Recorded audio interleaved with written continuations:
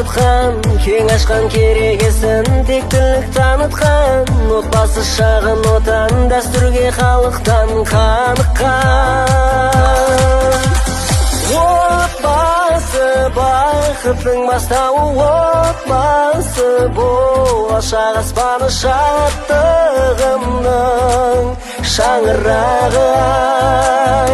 Бақытты отбасы ертеңімнің тірегі, бақытты қызымыз ата-ана тілегі. Бақытты отбасы тәрбиенің бесігі, әр баланың болсыншы мейірім мен несібі.